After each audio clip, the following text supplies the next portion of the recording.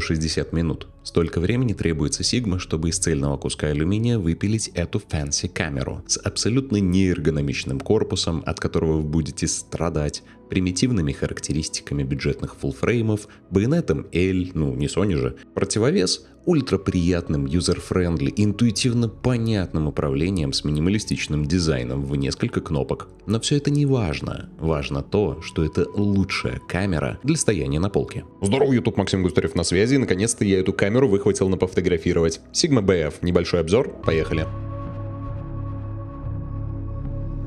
Дисклеймер. Эту камеру я не покупал, а взял ее на тесты у своих друзей из магазина фототехники ProLeica в Братиславе. За это им огромное спасибо. Ну и второе, поправка на хлебушков. Если вы считаете, что эта камера полное фуфло и лучше взять какой-нибудь Sony A7 Mark IV либо Canon R6 Mark II, закрывайте это видео, не нагружайте свою психику, пожалуйста. Я же расскажу, почему эту камеру будут покупать даже при условии, что большую часть времени она будет стоять на полке, украшая интерьер. Итак, Sigma BF. Первое, что ее отличает от других камер, ее минималистичный строгий дизайн. Я не побоюсь такого слова, дизайн тут Apple'овский, который можно характеризовать одним словом. Футуристичный, наверное. Трудно спорить, но те инновации, которые привнес Стив Джобс с презентации первого айфона, выстроили строгий вектор развития дизайна техники на десятилетия вперед. От множества кнопок и пестрых пластиковых корпусов мы перешли к большим экранам с тонкими рамками из хирургической стали и титана. На мой взгляд, Sigma решила пойти подобным путем и создать камеру не по образцам популярных моделей с тонной функциональных кнопок, вычурным, хоть и эргономичным дизайном, а взять за основу смелую идею увидеть то, каким могли бы быть камеры будущего. Частично у них это получилось. И чтобы понять, в чем прикол Sigma BF, нужно провести анализ двух ее составляющих. Что делает камера и как она это делает. Что делает камера, расскажут ее спеки. Честно говоря, они ни о чем. Тут мог бы быть Favion.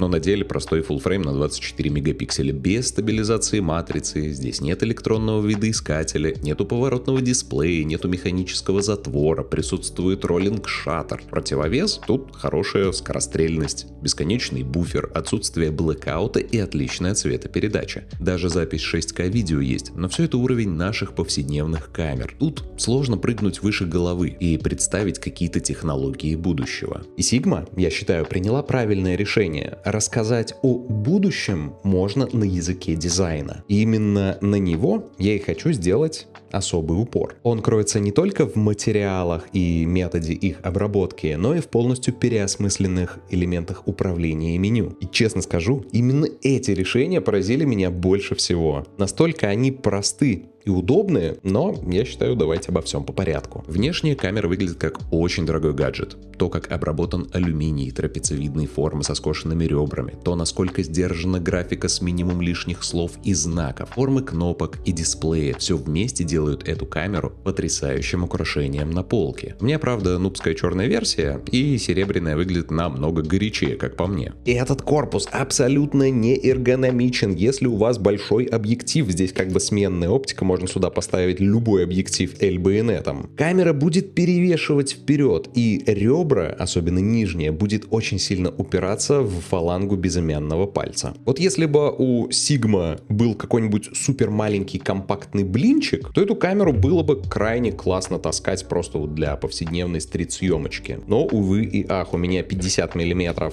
f2.0, он вроде бы не такой большой и относительно легкий, но все равно таскать его невозможно. Если держать камеру одной рукой, вы неминуемо будете причинять себе боль и страдания, так как нижнее, достаточно острое ребро будет упираться вам в фалангу пальца. У меня даже след остался от ребра. Не совсем приятно, но это можно исправить.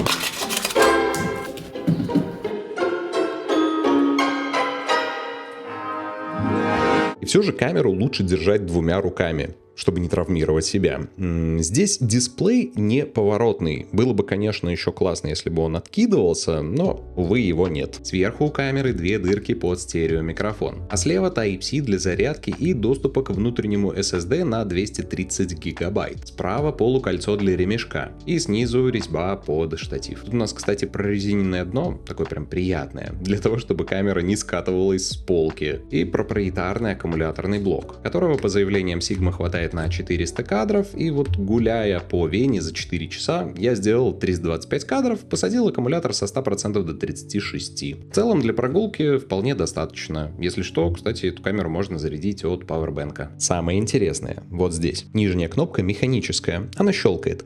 При сильном нажатии камера выключается. При повторном долгом нажатии камера включается. Если вы делаете короткий щелчок на эту кнопку, камера уходит в режим ожидания, а в верхнем правом капсулевидном дисплейчике маленьком показывается остаточный заряд аккумулятора. А дальше внимание! Sigma BF — это первая беззеркальная камера с чувствительными к давлению тактильными кнопками. В выключенном состоянии они не щелкают, даже на круговом диске. Когда камера включена, кнопки отдают приятным тактильным импульсом. Его прям слышно.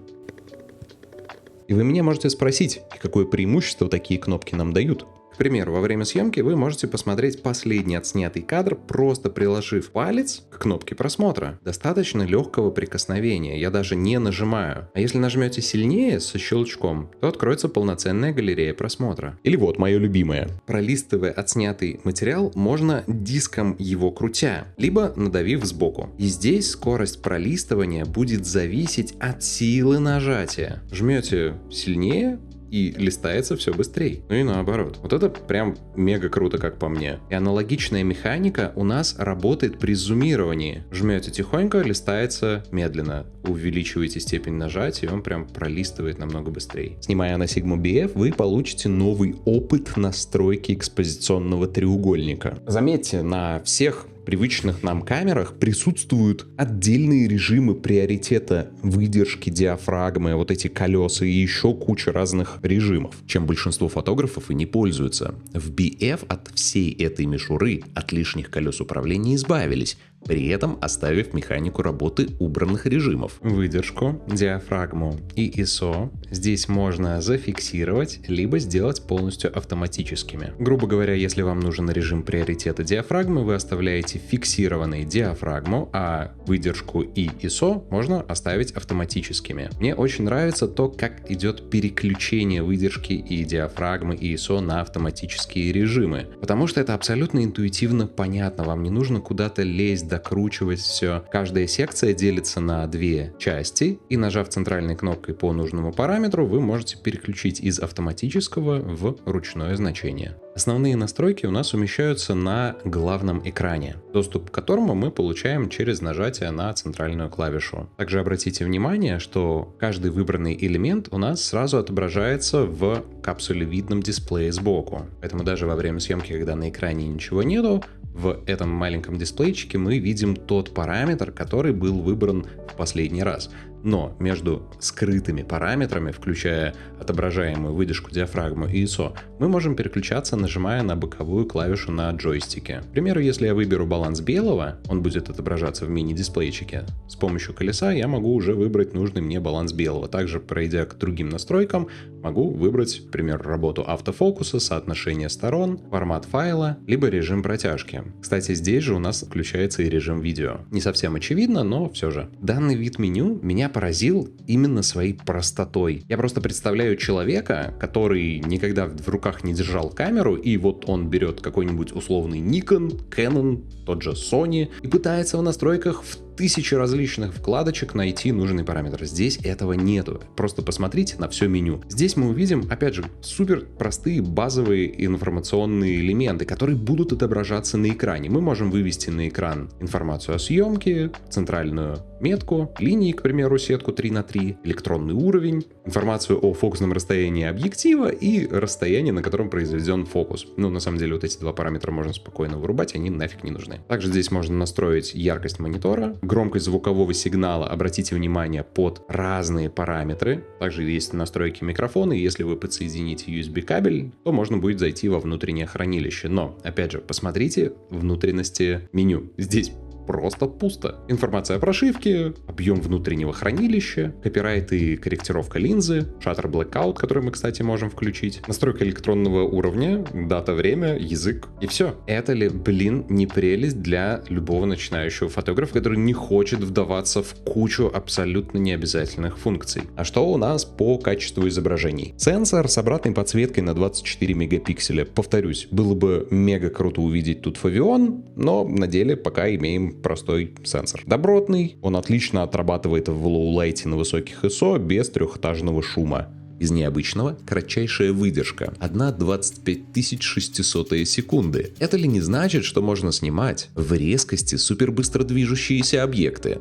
И да, и нет. Не забывайте, тут нет механического затвора, и как следствие тут конский роллинг-шаттер. И из-за него все будет плыть. Нет затвора, нет износа. Нет и звука. Камера может снимать бесшумно. Если вырубить звуковую индикацию кадра, в совокупности с отсутствием блэкаута вообще непонятно, делает кадр камеры или нет. Я вот чисто по этому индикатору в углу экрана ориентируюсь, что кадр был сделан. Конечно, в настройках звуковую индикацию съемки кадра вы можете включить. Точно так же, как включить и блэкаут. Но блин, неужели так сложно было добавить тактильный отклик в кнопку спуска затвора, чтобы при нажатии, я не знаю, гуляю по улице в наушниках, слушаю музычку, блэкаут я не хочу видеть, мне хочется, чтобы не прерывалась картинка, и вот чтобы просто при нажатии меня камера немножечко так ударяла в пальчик. Было бы круто. Камера умеет снимать 6К 25p видео, к сожалению, не OpenGate. Есть и L-Log для последующей цветокоррекции, матричной стабилизации тут нет, но есть электронная, которой, как по мне, лучше бы и не было. Даже затаив дыхание с рук как снайпер, картинка все равно будет трястись. Единственное, что меня порадовало с технической точки зрения, это очень шустрый автофокус. Он отлично трекает глаза модели и прилипает к объектам с последующим слежением, даже если объект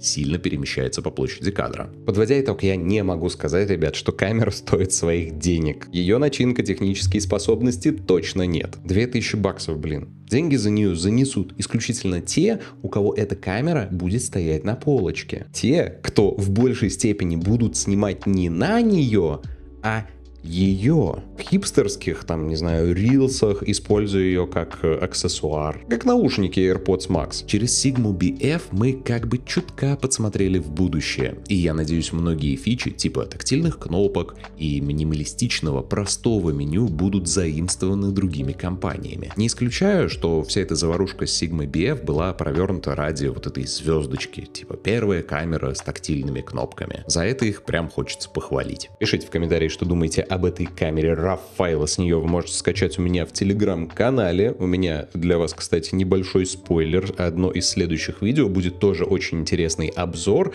на странную, спорную, неоднозначную камеру от Fuji. Поэтому поставьте лайк этому видео, подпишитесь на канал, чтобы не пропустить следующий видосик. Ну и увидимся. Пока.